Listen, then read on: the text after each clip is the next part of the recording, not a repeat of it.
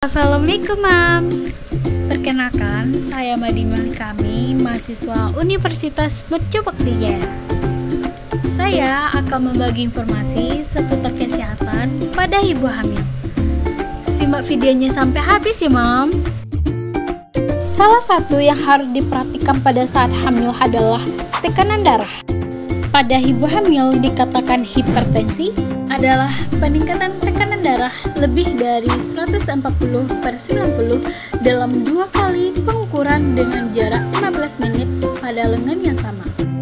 Hipertensi kehamilan terbagi menjadi beberapa. Yang pertama, hipertensi kronis, di mana tekanan darah ibu lebih dari 140 mmHg dan diastolik lebih dari 90 mmHg.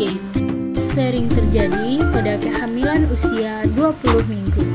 2. Hipertensi gestasional, di mana tekanan darah ibu lebih dari 140 mmHg dan diastolik lebih dari 90 mmHg. Kondisi ini terjadi pada kehamilan lebih dari 20 minggu dan kembali normal 42 hari setelah postpartum. 3. Preeklamsi. Preeklamsi ialah peningkatan tekanan darah disertai kerusakan sistem organ. Ditandai dengan protein nuri, yaitu didapatkan protein yang positif pada pemeriksaan urin. Preeklamsi itu sendiri terbagi menjadi 2. Pertama, preeklamsi yang tidak disertai gejala berat, ditandai dengan tekanan darah sistolik lebih dari 140 dan diastolik lebih dari 90. Kemudian didapatkan protein uri lebih dari 33 mg dalam 24 jam. Ataupun jika tidak ditemukan protein uri namun disertai kerusakan sistem organ, itu sudah disebut preeklamsi. 2. Preeklamsi dengan gejala berat, di mana tekanan darah lebih dari 160/100 disertai dengan proteinuria lebih dari 59 mg per 24 jam.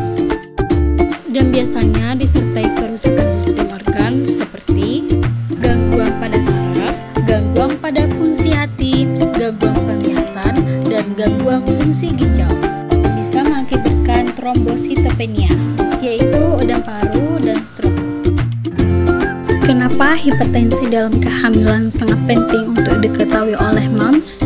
Karena hipertensi salah satu 3 faktor yang menyebabkan kematian pada ibu hamil selain pendarahan dan infeksi.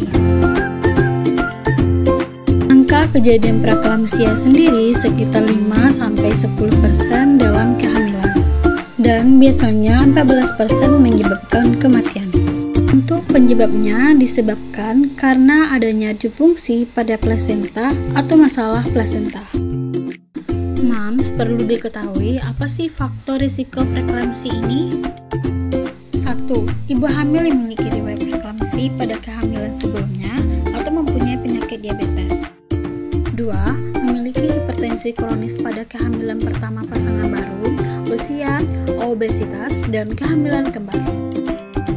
Jadi, bagaimana mendiagnosis preeklamsi ini? Pada saat Mam melakukan ANC, dilakukan pemeriksaan tekanan darah, kemudian pemeriksaan lab darah, lanjut pemeriksaan urin. Jika Mam merasakan salah satu gejala dari hipertensi ataupun preeklamsia, segeralah periksa kehamilan ke dokter spesialis agar Mams mendapatkan penanganan yang tepat demi kesehatan Mams dan kesejahteraan bayi dalam kandungan. Itulah video tentang hipertensi pada kehamilan. Assalamualaikum.